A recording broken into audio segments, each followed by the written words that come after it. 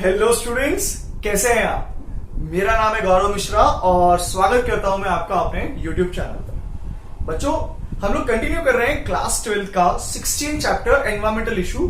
और आज के इस वीडियो में हम लोग बात करने वाले एक इंपॉर्टेंट टॉपिक के बारे में जिसका नाम है ग्रीन हाउस इफेक्ट। कई बार ग्रीन हाउस इफेक्ट को दूसरे नाम से बुलाया जाता है जो कि क्या है, global warming. So doesn't matter कि अगर कोई ग्लोबल वार्मिंग बोल रहा है और आप ग्रीन हाउस इफेक्ट बोल रहे हो, डजंट मैटर, अलग अलग नाम है बट बात दोनों ही व्यक्ति एक ही कर रहे हो, व्हिच इज दिस। तो देखो, इसके नाम को समझता हूं मैं। ग्रीन हाउस, ग्रीन हाउस का मतलब क्या होता होगा? ग्रीन मतलब क्या? Something which is related to agriculture. तो ऐसा होता है यार, हमारे जो प्लांट्स होते हैं they grow really well in warm and the humid environment.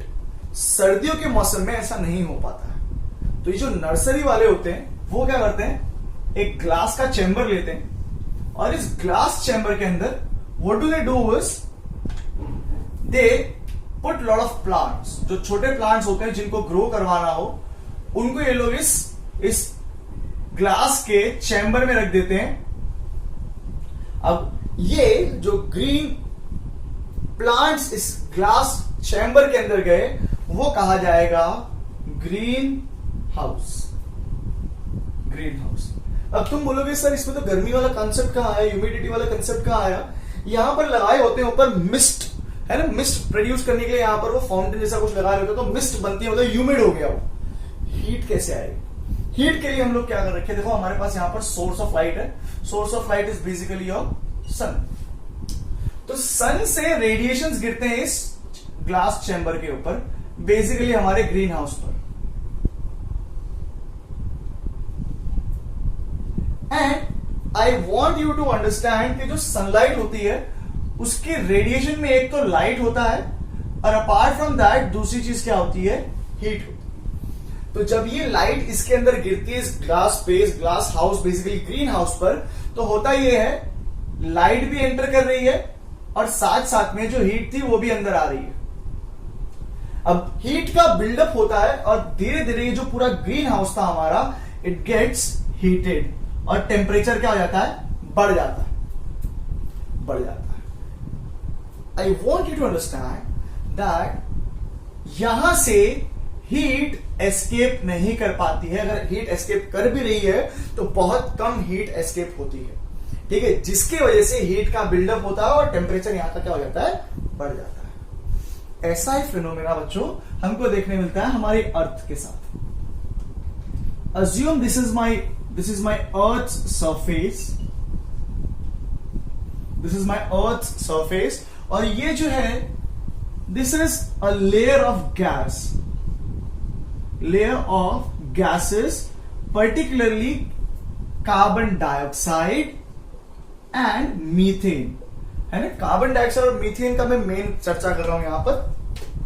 अब होता यह है बच्चों कि जब सनलाइट इस लेयर पर पड़ती है ना, layer of gas, so almost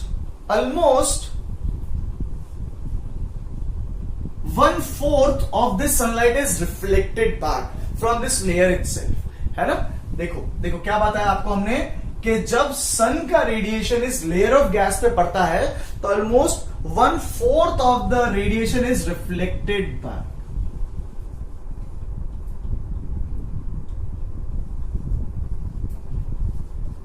one fourth of the radiation is reflected back. Other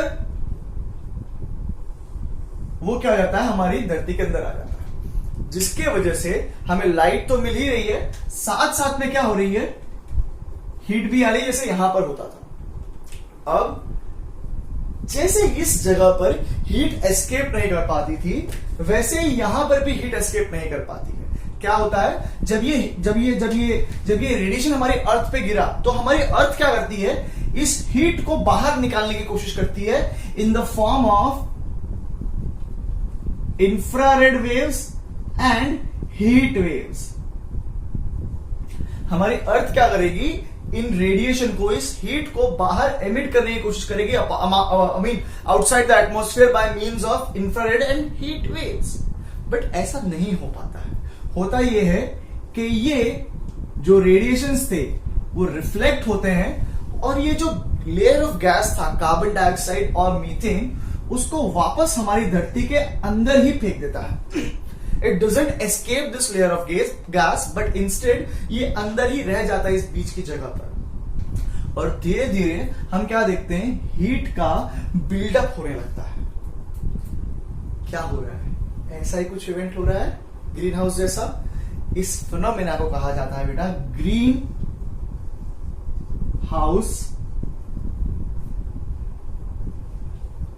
house effect, right. और ये गैसेस जो इस ग्रीन हाउस के लिए रिस्पॉन्सिबल होती है उन्हें कहा जाता है excuse me green house gases.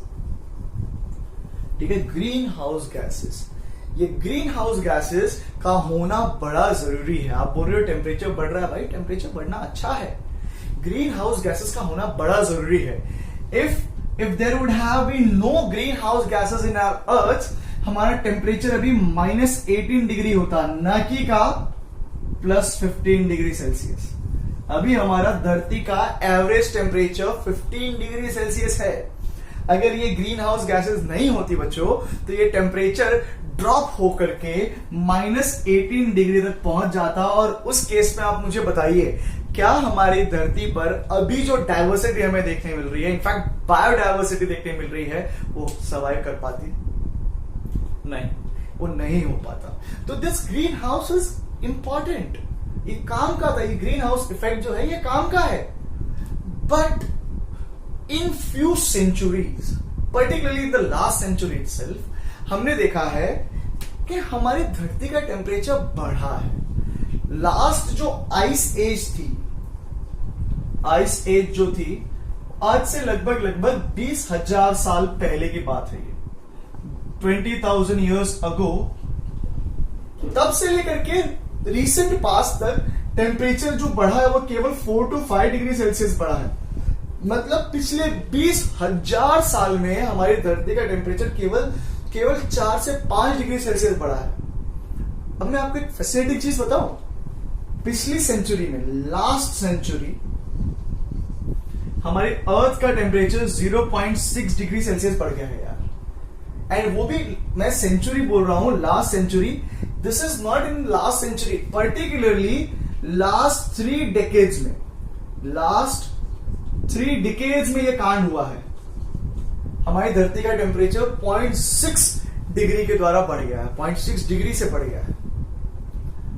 तो यहां पर आते हैं दो चीजें। सबसे पहला, तो ये कौन कौन सी ग्रीन हाउस गैसेस है जो इसके लिए रिस्पॉन्सिबल होती हैं, और वो ग्रीन हाउस इफेक्ट जो प्रोड्यूस हो रहा है इन गैसेस की वजह से, वो गैसेस बढ़ने का कारण क्या। तो सबसे पहली जो गैस होगी वो है कार्बन डाइऑक्साइड, जिसकी मात्रा है approximately 60%। Second is CH4 which is methane with approximately 20% of total greenhouse gases। इसमें नया एडिशन हुआ है CFC का। CFC is basically chlorofluorocarbon. ये जो एसी में हमको ठंडा ठंडा सा लगता है, फ्रिज की वजह से हमें जो ठंडा पानी मिलता है, बर्फ मिलती है, all that is coming out of this CFC, जिसका रीसेंट पास्ट में यूज बहुत ज्यादा हो चुका है। तो इसका परसेंट है ग्रीन हाउस गैसेज में अप्रोक्सीमेटली 14%। जो ऑक्साइड्स ऑफ नाइट्रोजन है वो कंट्रीब्यूट करती हैं 6%।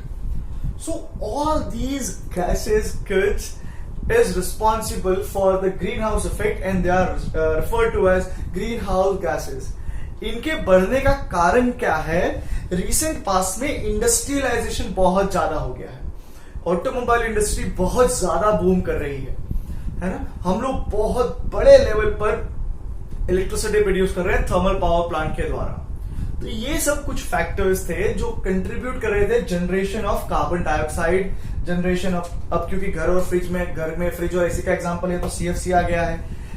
हम लोग बहुत सारी जगह पर चीजों को बर्न कर रहे हैं, है ना, जलाए जा रहा है चीजों को। Burning leads to formation of carbon dioxide। So basically all these phenomena would be responsible for the generation of greenhouse gases।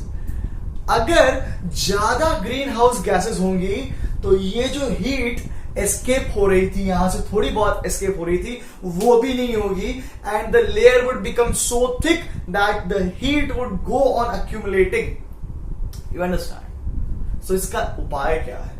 How can we control this greenhouse effect? Greenhouse क्या है वो हमने समझा, green house effect क्या था वो हमने समझा, कौन कौन सी गैसेस थी वो हमने समझा। हमने ये समझा कि ग्रीन हाउस इफेक्ट की वजह से पिछली सेंचुरी में टेम्परेचर बढ़ करके 0.6 डिग्री हो चुका है। अगर इसी रेट से ग्रीन हाउस इफेक्ट प्रोग्रेस करता रहेगा बच्चों, तो वी विल फाइंड सबसे बड़ी समस्या that the glaciers in the Arctic region and the Antarctic, basically the polar region, glaciers at polar region, and दूसरा हिमालय, ये क्या हो जाएंगे?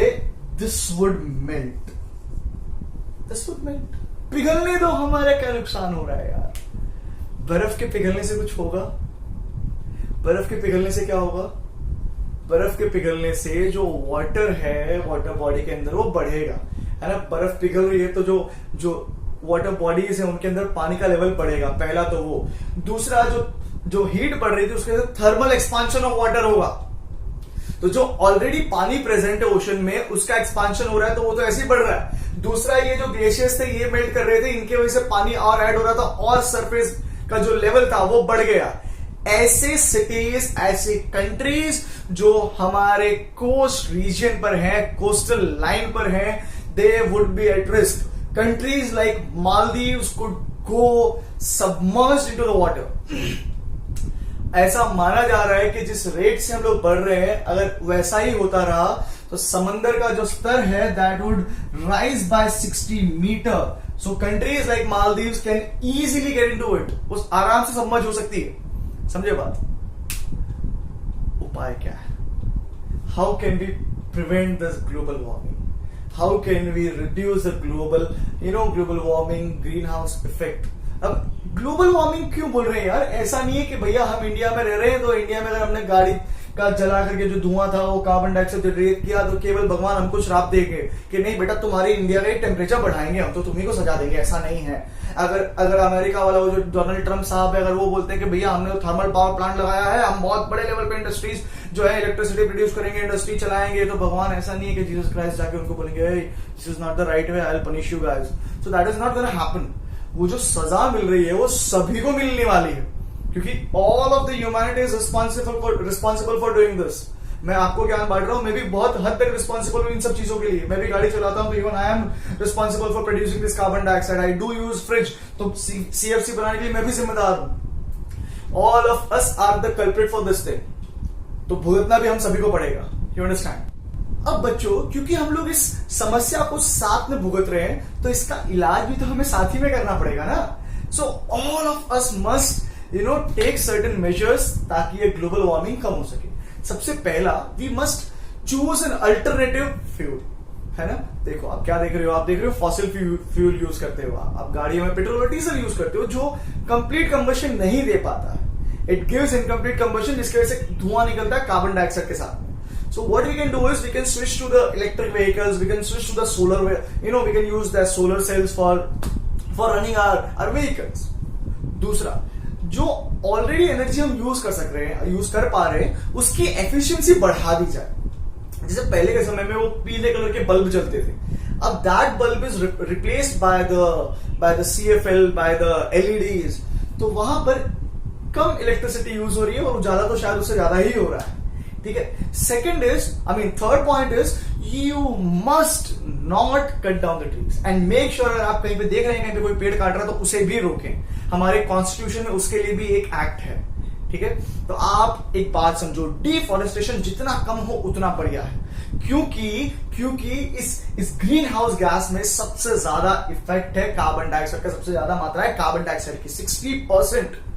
अगर ज्यादा पेड़ होंगे तो कार्बन डाइऑक्साइड ज्यादा यूज होगा, तो इसकी मात्रा धीरे धीरे कम हो सकती है। समझिए। चलो, अब पेड़ काटने से नहीं बचा सकते हो, बोल रहे हो छोटे बच्चे हैं तो हम तो क्या करेंगे, लड़ने थोड़ी जाएंगे। मत करो, लड़ाई मत करो, मत बचाओ डिफॉरेस्टेशन, नए प्लांट्स लगा दो। है, वो तो कर सकते हो, नए प्लांट्स लगा दो। सो डिफॉरेस्टेशन बचाना है, रिफॉरेस्टेशन बढ़ाना है। उसके अलावा ये सब इसलिए हो रहा है ताकि क्योंकि हमारी आबादी बहुत ज्यादा बढ़ रही है, तो what we can do is we can control the human population. ठीक है, अगर ह्यूमन पॉपुलेशन को कंट्रोल किया जाए तो भी ये ग्रीन हाउस इफेक्ट या फिर जो ग्लोबल वार्मिंग है वो अपने आप कम हो जाएगी। ह्यूमन पॉपुलेशन के कंट्रोल के बारे में there is an entire chapter है, 4th चैप्टर उसके बारे में है, तो we will have a discussion about that also. But for time being I want you to understand this greenhouse effect. बहुत काम का टॉपिक है, इसमें से एग्जांपल में गैसेस पूछे जा सकते हैं, डेटा है काफी सारा 60 मीटर का, it's not there in your book.